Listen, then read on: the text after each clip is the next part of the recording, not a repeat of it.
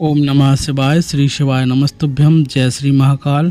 तो आज हम सुनेंगे शरद पूर्णिमा की कहानी। एक साहूकार था, उसकी दो बेटियां थी। वह दोनों ही पूर्णिमा का व्रत किया करती थी। बड़ी बेटी अपना व्रत हमेशा पूर्ण करती थी, लेकिन छोटी बेटी हमेशा अपना व्रत अधूरा छोड़ देती थी। साहूकार ने अपनी दोनों बेटियों का विवाह बड़ी धूमधाम से किया।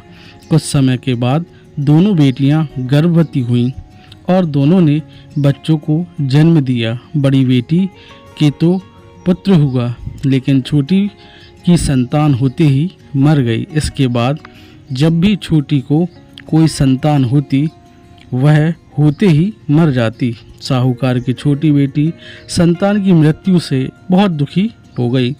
उसने पंडितों से इसका कारण पूछा, तो पंडितों ने बतलाया कि तुम हमेशा अधूरा व्रत करती हो, इसके कारण तुम्हारी संतान नहीं बच पाती। अगर तुम पूर्णिमा का व्रत पूरे विधि पूर्वक पूरा करोगी तो तुम्हारी संतान जीवित रहेगी। उसने पंडितों के कहे अनुसार पूर्णिमा का व्रत पूरे विधि पूर्वक पूरा किया। इसके बाद उसे एक लड़का हुआ, परंतु वह भी होते ही मर गया। उसने अपने मरे हुए लड़के को एक पटे पर लेटाया और फिर उसे चादर उड़ा दी और फिर वह अपनी बड़ी बहन के पास गई और उसे बुला लाई।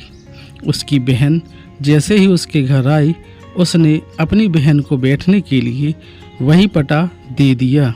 बहन जैसे ही पटे पर बैठने लगी तो उसका घाघरा उस बच्चे को छू गया। घाघरा छूते ही वह बच्चा जीवित हो गया और रोने लगा।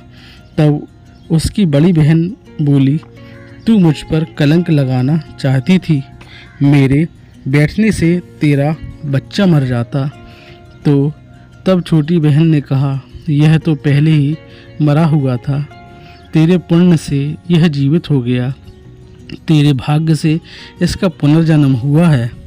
बच्चे की आवाज़ सुनकर छोटी बहन बहुत खुश हुई और उसने अपनी बड़ी बहन से कहा, तू पूरा व्रत करती थी और मैं अधूरा, इसलिए तेरे ऊपर हमेशा भगवान की कृपा हुई और मेरा अधूरा व्रत करने के कारण मुझे दोष लगा और मेरी संतान कभी जीवित नहीं रहती थी।